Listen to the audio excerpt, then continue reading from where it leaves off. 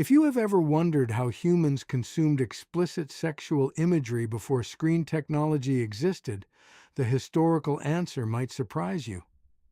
Long before the internet, smartphone screens, or even print presses, explicit visual erotica was widespread across the ancient world. But the way people accessed it, and the medium through which it was delivered, looked vastly different from today. In ancient Greece, sexual imagery was painted directly onto daily household items, most notably drinking cups called kyllikes, wine jugs, and ceramic pottery. During social gatherings like symposia, guests drank wine, and as the cup emptied, explicit artistic depictions were revealed at the bottom. These images depicted romantic encounters, mythology, and explicit acts. In ancient Rome, explicit visual art was literally built into public architecture. When archaeologists excavated the preserved city of Pompeii, they discovered thousands of wall frescoes, sculptures, and mosaics depicting explicit sexual acts throughout private homes, public bathhouses, and brothels. To the Romans, these images were not hidden away in shame. They were viewed as decorative art, status symbols, or talismans for fertility and good fortune. In ancient Egypt, explicit art existed on papyrus scrolls, such as the famous Turin erotic papyrus dating back over 3,000 years. In India, detailed stone carvings depicting various intimate positions adorned the outer walls of grand temple complexes like Khajuraho. And in feudal Japan, artists created erotic woodblock prints known as shunga, which were widely circulated and enjoyed as home entertainment. So, yes, humans have created and consumed erotic visual media across every major era of recorded history. But comparing ancient erotic art to modern digital pornography reveals a massive critical difference in how our brains process these media. Why is modern explicit content so fundamentally different from a painted Roman fresco or a Greek wine vessel? The distinction boils down to three key variables: accessibility, novelty, and volume. In the ancient world, viewing explicit art required physical presence. You had to be sitting in a specific room in Pompeii, holding a specific ceramic cup, or visiting a specific temple. The artwork was static, meaning it was a single, motionless image carved in stone or painted in pigment.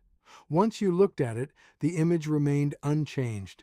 Because access was limited and the imagery was static, it was physically impossible for an ancient human to consume thousands of new, hyper-stimulating visual inputs per minute. Now compare that to the modern digital landscape.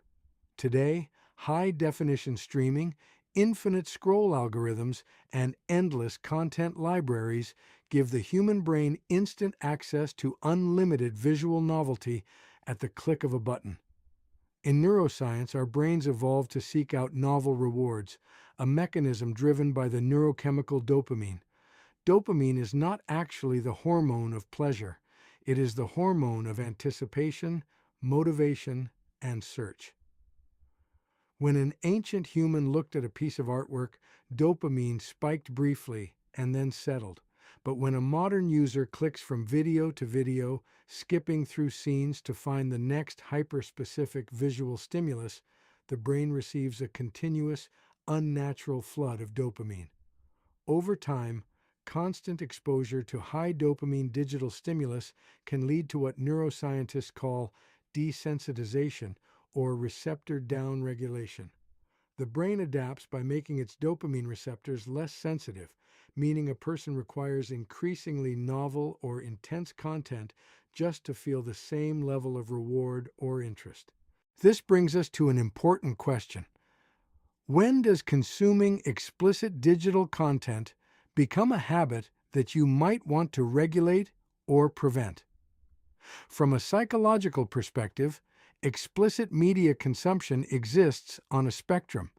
Merely viewing explicit content occasionally is not inherently harmful or dangerous to your physical health. However, Because modern digital media is engineered to maximize engagement, it can turn into a compulsive behavioral loop for many individuals. Neuroscientists describe this cycle using three main steps: the trigger, the reward, and the adaptation. The trigger is often emotional or environmental, rather than purely physical. Studies show that most compulsive content viewing is triggered by stress, fatigue, loneliness, boredom, or anxiety. When the brain experiences uncomfortable emotions, it seeks out a fast, predictable dopamine hit to numb or escape those feelings temporarily. The reward is the sudden surge of neurochemicals during viewing and arousal, providing immediate relief from stress or emotional discomfort. The adaptation occurs afterward. If a person relies on digital content repeatedly to handle negative emotions, the brain builds strong neural pathways that default to this behavior whenever stress occurs. This can lead to a sense of brain fog, reduced real-world motivation, or difficulty experiencing arousal in real-life relationships, a phenomenon often referred to as hyper-desensitization. Recognizing this mechanism is crucial. Wanting to cut back or prevent compulsive consumption is not about shame, guilt, or religious taboos. It is about reclaiming control over your focus, baseline dopamine, and emotional regulation.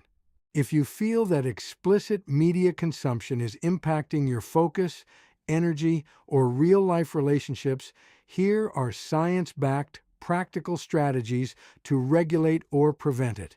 First, interrupt the environmental friction. The brain follows the path of least resistance. Increase physical friction between yourself and your devices, especially during vulnerable times like late at night. Keep smartphones out of the bedroom, use website blockers, or turn your phone screen to grayscale mode in the evenings to make visual stimulus less enticing. Second, identify the underlying emotional trigger. Notice what you are actually feeling right before you open a browser tab. Are you truly aroused? Or are you just tired, stressed, or procrastinating on a project? Replacing the habit requires replacing the underlying need. If you are stressed, substitute the digital habit with physical exercise, a cold shower, or a short walk to reset your nervous system. Third, resensitize your dopamine baseline. If you have experienced heavy usage, giving your brain a temporary rest, often called a digital reset, allows your dopamine receptors to return to normal sensitivity levels. Over a few weeks, many people notice improved natural focus, higher energy levels, better sleep quality, and restored confidence in real-world interactions. Fourth, focus on real-world connection and purpose. Compulsive digital habits flourish in environments of isolation or boredom. Engaging in regular physical fitness, picking up challenging real-world hobbies, and building strong face-to-face social connections naturally balances your brain's chemistry without relying on artificial digital shortcuts. To conclude, visual erotica has been part of human culture from ancient Egyptian scrolls to Roman architecture. But while our ancestors viewed static art in moderation, today we live in an era of hyper-stimulating digital algorithms. Understanding the neuroscience behind these media empowers you to make conscious choices, protect your focus, and maintain a healthy, balanced lifestyle. What are your thoughts on how media has changed throughout history?